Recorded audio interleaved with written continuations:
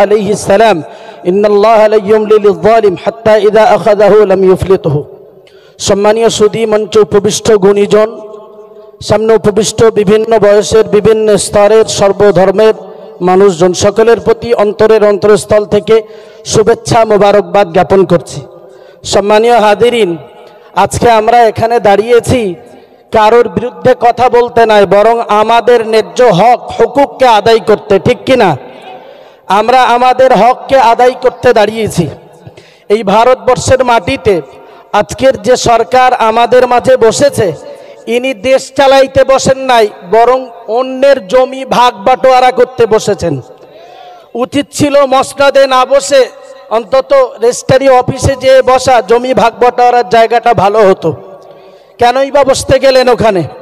যদি যোগ্যতা আপনার নাই থাকবে, আপনার যোগ্যতা নিয়ে গোটা দেশে গোটা বিশ্বে প্রশ্ন উঠেছে। আপনি দেখছি ভারতবর্ষটাকে পৃথিবীর মানচিত্র থেকে মুছে দেওয়ার পায়তারা করেছেন।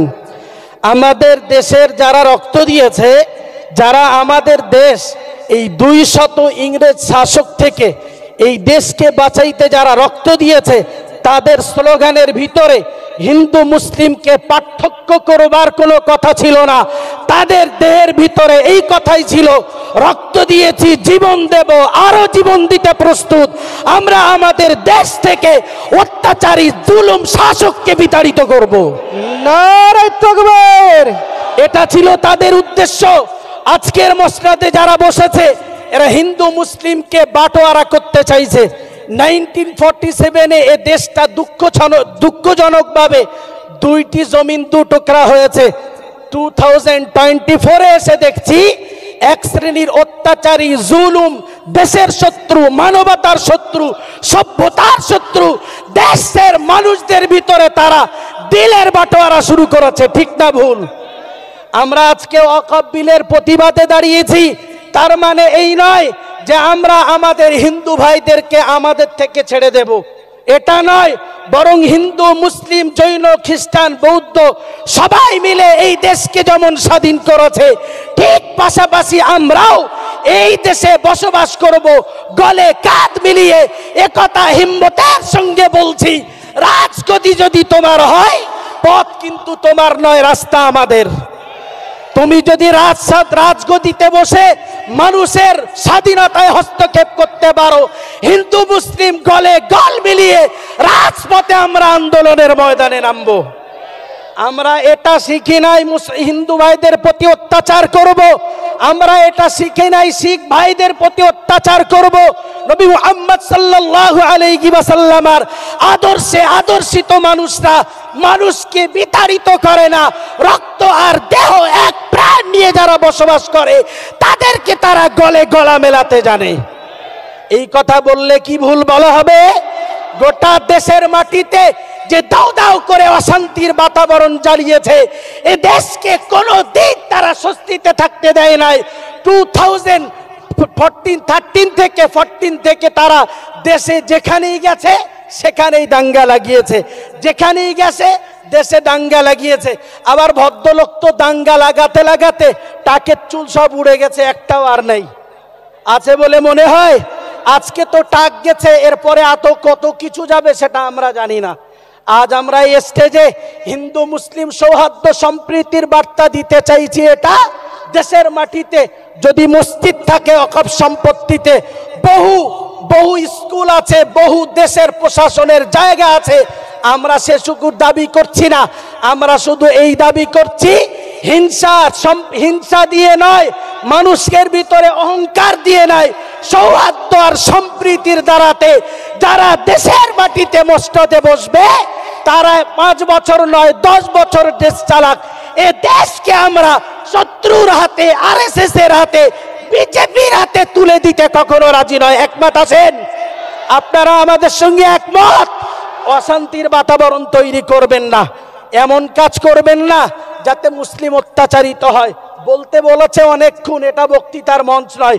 শুধু এইটুকুই জানাচ্ছি আপনাদেরকে, একটা সময় করোনার সময় কেউ কেউ থালা বাজিয়েছে, আর আমরা মানুষকে থালা সাজিয়ে খাওয়ার ব্যবস্থা করেছি। এই দেশ যখন বিজেপি আরএসএসরা ইংরেজদের কাছে বিক্রি হচ্ছিল।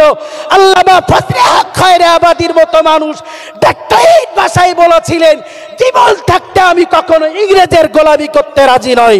খান আব্দুল গফফার খানের মতো মানুষ যখন তারা ইংরেজের কাছে বিক্রি হচ্ছিল বিজেপি আরএসএসরা, সেই সময় তারা এ দেশ ছেড়ে চলে যান নাই, নিজের জীবনটাকে বিতরণ করে দিয়ে গোটা দেশবাসীকে জানিয়েছেন জন্মে নিয়েছি এই জায়গাতে, বসবাস করছি এখানে, বেঁচে থাকবো এখানে, জীবন যদি চলে যায় এই মাটিতে ঈমান নিয়ে দাফন হতে রাজি আছি। বলুন ইনশাআল্লাহ, জোরে বলুন ইনশাআল্লাহ।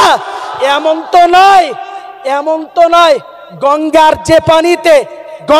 যে পানিতে হিন্দু ভাইরা স্নান করে পবিত্র হয়, মুসলিম সেই পানিতে ওযু করে মসজিদে নামাজে দাঁড়ায়। ঠিক না ভুল?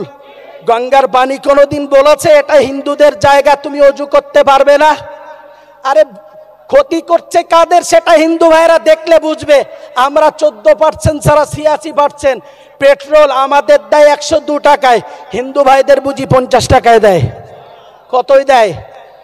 চাল যদি হিন্দু ভাইয়ের জমিনে চাষ হয়, মুসলিম কিনতে যে চাল তো একবারও বলে না এ তো তৈরি হয়েছে হিন্দুর জমিতে, তুমি কেন খাবে? তাহলে বাটোয়ারা যখন কোথাও নেই, এই দেশ থেকে তোমরা যদি এদের ভিতরে সংঘাত তৈরি করতে চাও, দেশ থেকে তোমাদেরকে বিতাড়িত করেই ছাড়বো। শেষ কথা বলছি এইটুকু, হিন্দু মুসলিম গলে গলে মিলে বসবাস করুন। কাজী নজরুল ইসলাম যে কথা বলেছিলেন, মোরা এক বিন্দে দুইটি কুসুম, হিন্দু মুসলমান, হিন্দু তাহার নয়নমণি, মুসলিম তাহার নয়নমণি, হিন্দু তাহার প্রাণ। এইভাবেই বসবাস করতে হিম্মতের সঙ্গে এই কথা বলছি। এখানে জন্মেছি, এখানে বসবাস করছি, এখানে ঈমান নিয়ে মরতে চাই। ঠিক না ভুল? তৈরি থাকুন। কথা আমি বলতে এসেছি সজাগ করতে নয়, বরং জানাইতে এসেছি সজাগ হবেন কিনা আপনার। আজকে যদি সুস্থভাবে বাঁচেন, 20 বছর পরে যে আপনার বাচ্চা বাবার কবর খুঁজে পাবে না। ডিস্ট্রিক্ট ম্যাজিস্ট্রেটের কাছে যেতে হবে, যে বলতে হবে বাবার কবর জিয়ারত করব, একটু সই করে দেন। সম্মানিত সুধী, আমার বক্তব্য এখানেই শেষ করছি। অনেক গুণীজন আছেন, তারা কথা বলবেন। নারায়ে তাকবীর, নারায়ে তাকবীর। বিজেপি আরএসএস দূর হটো, বিজেপি আরএসএস দূর হটো। কনস্টিটিউশন বিরোধী কোন আইন আমরা মানছি না, মানব না। ওয়াকফ অ্যামেন্ডমেন্ট বিল, কালা কানুন আমরা মানছি না, মানব না।